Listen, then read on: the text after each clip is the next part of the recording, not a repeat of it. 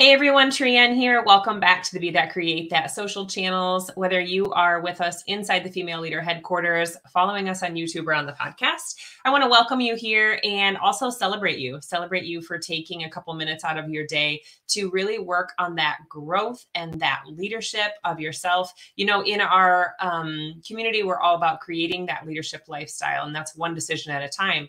And what you choose to put into your mind, like I tell my kids, garbage in, garbage out, what you choose to put into your mind is very intentional and helps you become the leader that you would like to become.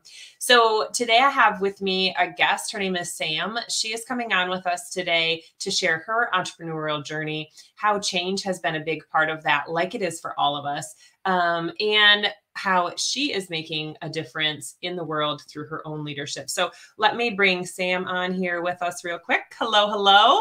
Hi, thanks so much for having me, Trienne. Yeah, I'm so glad that we were able to make this work. I know both of us have busy schedules. And so why don't you just go ahead and share with our community something that you are passionate about and how you are using your entrepreneurial journey to make a difference in the world.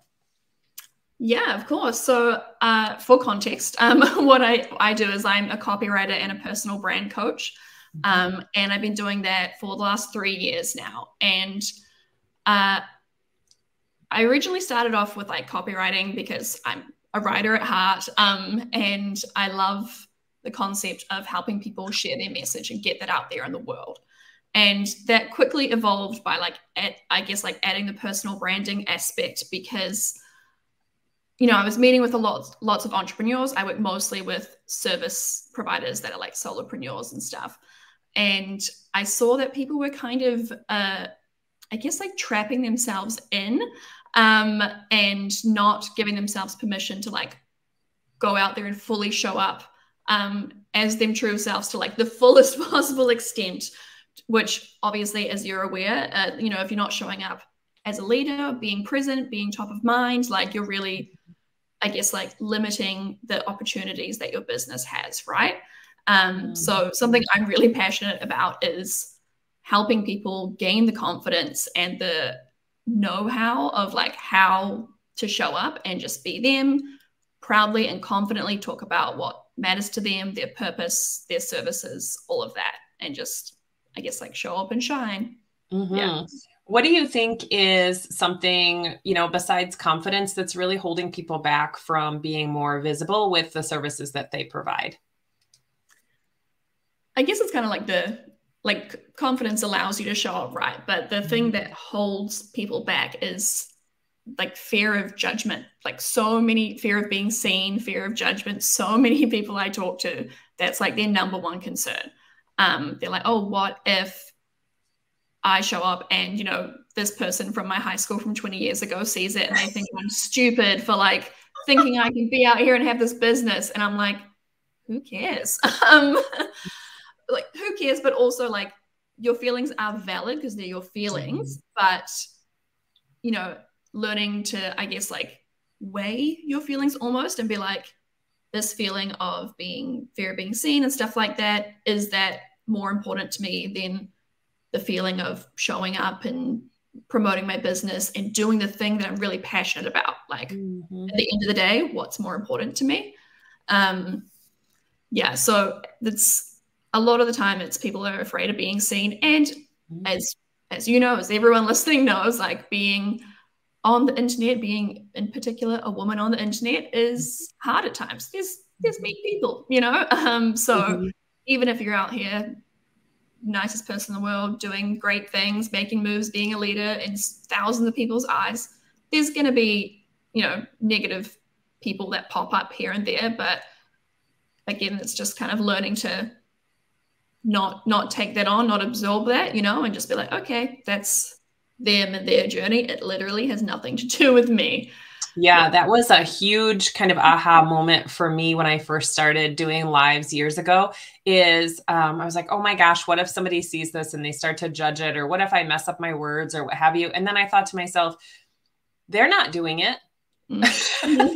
And if I can help somebody take action, move forward in one conversation and one person, then that's worth it for me, because then you've made the life better of even just one person. So, and then they tell a friend and they tell a friend and they tell a friend. And it's that ripple effect that I think is so important. So what was it for you that helped you get more visible? Was there something that held you back, and how did you maybe get past that? I guess it wasn't just one thing. It was like a collection of things that honestly if I look at it, it's like, oh, I've been working on this for years. But I really, I guess, embraced the concept of change, and change being a positive thing, not this doom and gloom, scary thing. So like, I've always been a planner. I love to plan things out. I love to know what's happening. And I guess in part because it gives me like a sense of control, right? There's no surprises. Nothing's going to jump out and scare me. So I've always been like that, I guess, like since I was a kid and stuff. And I planned and planned my entire life, and I created a great life that I loved back in New Zealand, which is where I'm originally from.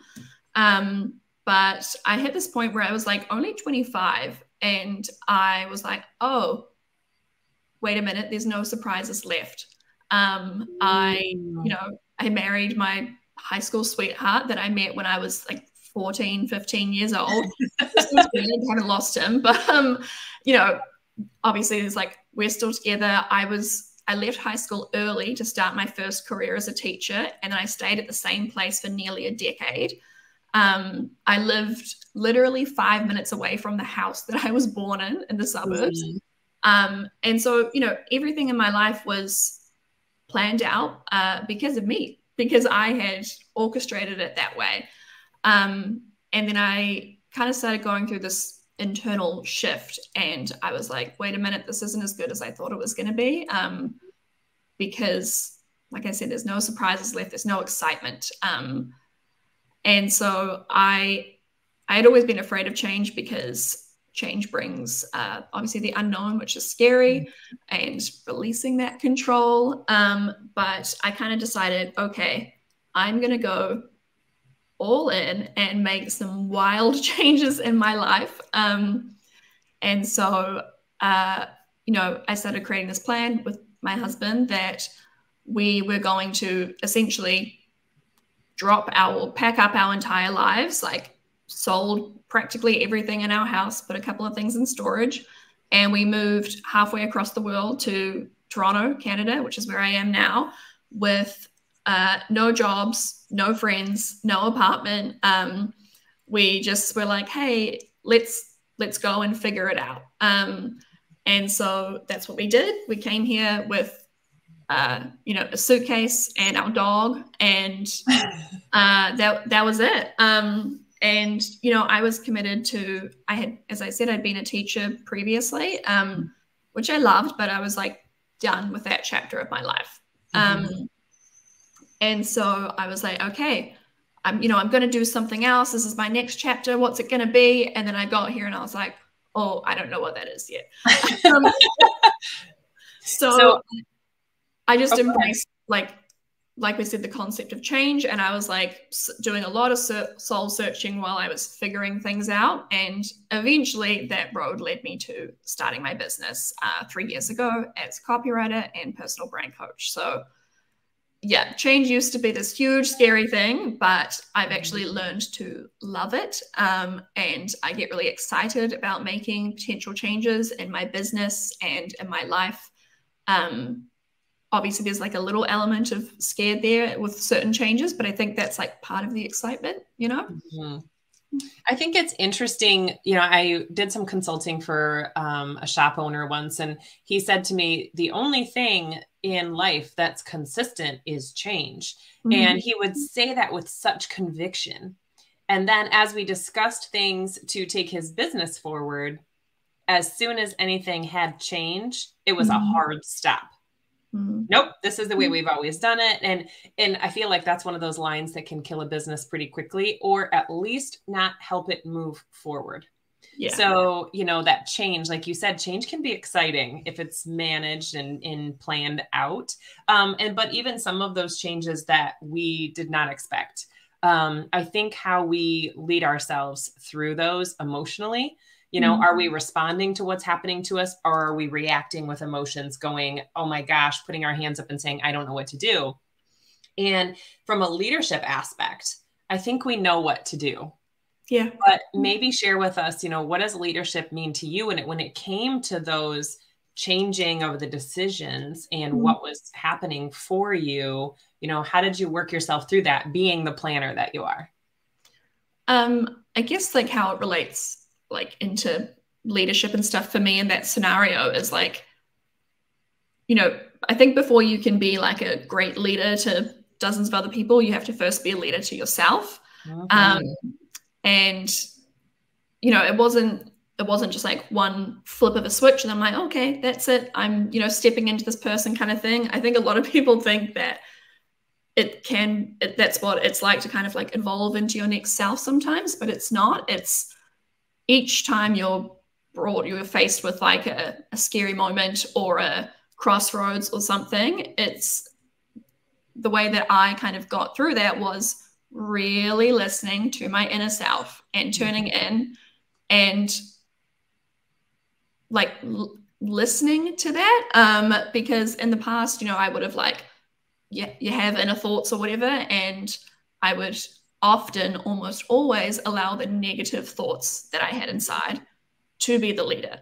But it was kind of, you know, rewiring my brain to be like, wait a minute, they're not in charge here. Like, we're going to listen to the, you know, the positive, the pure voice that is actually how you feel, which is really just your inner self that's trying to get out and express to the rest of the world.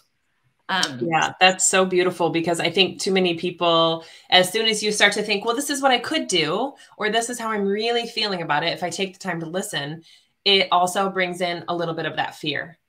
As soon as we decide, oh, I want to go do this, like when you went from teaching and you decided that you were going to move, I'm sure there was a little bit of fear-based saying, I can't do that.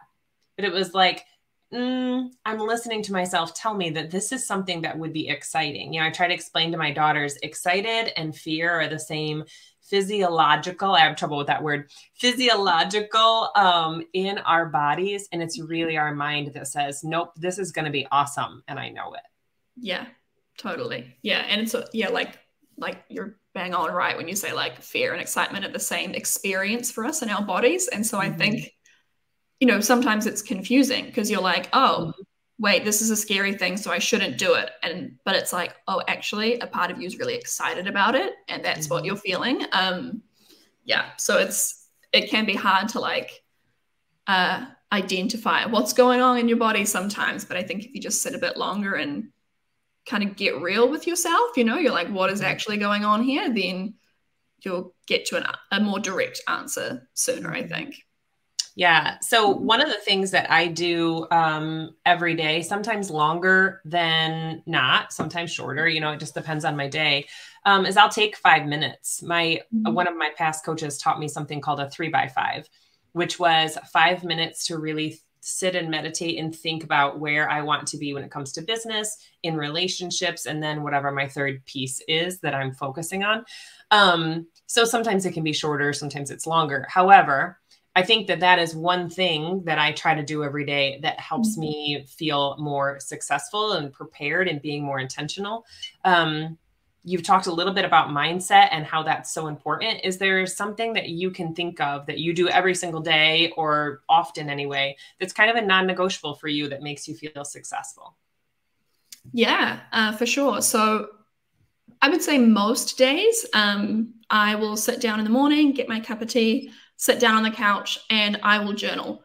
And I know that like I used to have this, like, it's maybe going to sound ironic because I'm a writer, but like almost like writer's block when it would come to journaling, because I, for some reason, had decided in my head that everything I wrote had to be this big, profound thing every single day. And so I would be like, oh, well, I don't have anything profound going on or thinking or whatever, so there's no point, you know? But that's not the case. And like, it doesn't have to be this, like, no one's going to read it. It doesn't matter. Like, it doesn't have to be this great novel kind of thing. It's just what you're going through in that day. And I've kind of built I guess like a 4-step process for myself with my journaling to just allow myself to, I guess, like be acknowledging the things I need to acknowledge while, you know, expressing myself. So in a nutshell, I do like 4 pages. The first page, like if I have something that I kind of just want to like brain dump onto the page, then I will. Okay. But I will also, on that page, I'll write things that I'm grateful for, and I'll write down any affirmations that I need to hear that day. And then on the page next to that, I will write down 24-hour wins. So that's anything that's gone on in the last 24 hours, that is a win for me. And so that could be like, oh, signed a new client, or I had this many reach outs or something like that. Or it could be like, I did my skincare twice, or I had a shower. I went for a walk with the dog, you know, like it doesn't have to be this huge thing. It's just going to be like something that you're like, yep, I did that and that was good for me. So that's a win. Yes. Yeah. And then on the third page, I write my goals, but I write them as if they've already happened in past tense, you know? So it's like, I see it that it's like, that is achievable because it's already written down in front of me. And then on the 4th page, right next to that, I write a big, bold statement, you know, in sight of my goals, something along the lines of, this is my reality, or whatever's meant for me won't pass me by, you know, something to kind of seal the deal with the universe. But no, I have one that's very close to that. I love that you added in the gratitude. I think I had a mentor once, and I've always kind of believed that, you know, gratitude is our greatest space for receiving. So in a moment when stuff starts to get tough, if we can stop and we can flip that switch and remember that life is happening for, not to, and this too shall pass. You know, I would give an example of being in drop-off line for school for the girls last year. You know, a little bit, I used to complain like, oh my gosh, drop-off line is so long. This takes so long. Everybody drives not smart. And then I started to think to myself, but you know what, girls? Because of course they're always listening. I said, however, this gives us more time to spend together in the car in the morning. And we have the best conversations in the car on the way to school. So it was literally just flipping that switch and going, I am grateful for the fact that people are driving slow. Yeah, that's a great shift. And, you know, that's something that I think that you hear a lot of parents hear, like, oh, when my kid starts driving or when they move out or something, they're like, I miss those moments in the car. It's such a like, you know, sometimes a mundane, everyday thing that you don't, you know, appreciate it in the moment and stuff. So it's great that you've been able to, like you said, flip that switch and see it for the beautiful thing that it can be. Yeah. Yeah, absolutely. So share with us, you know, what does a kind of a day-by-day basis look like for you? Because as an entrepreneur, we really have to lead ourselves through our day through time management, getting tasks done, things like that. So how do you keep yourself accountable? And, you know, what would a normal day look like for you? So I work from home, so my commute's easy. But I like to start the morning slower. Like I said, I kind of will sit down with like my tea and my journal, and I'll do that. And then I'll usually read for a little bit. I used to, when I first started my business, I would just like dive into work, and then I'd end up doing that all day. And then what I found was when I got to the end of the day, I hadn't been taking care of my needs at all. You know, like I like to do yoga and stuff like that. I hadn't done any of that. I barely done things for me personally. And I was like, okay. And like, I know that I know how to prioritize my work tasks. And if I have a deadline, if I have something I need to do, I know I'll get that done. But if it's like a thing for me personally, I won't necessarily get that done. So I've learned to like do my things first, prioritize them, because I know I'm going to get my work done. So it's okay. But typically, you know, once I come to my desk, I'm quite active on like Instagram and TikTok and stuff. So I'll kind of check in on that.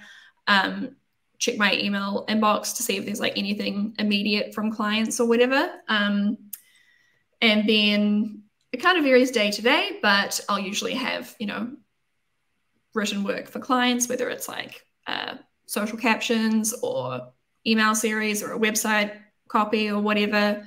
And then I'll like pause a couple of times throughout the day, usually post on socials. And I don't do everything every day. I kind of have like set days to do things. So like Wednesdays or Fridays are typically like my content creation days. So all like my business days where I focus more of my hours working on my own business rather than working on my clients' businesses. So smart. Yeah. So every day is a little bit different. But that's kind of like the stuff that's in my day, I guess. I've got my wee dog, so I always have to like stop and take him outside a few times of the day, which is a nice break because I'm just sitting at a desk all day, you know, which is a very different lifestyle to what I used to have. So it's a nice excuse to get outside and get some fresh air, even if it's just for like 15 minutes at a time.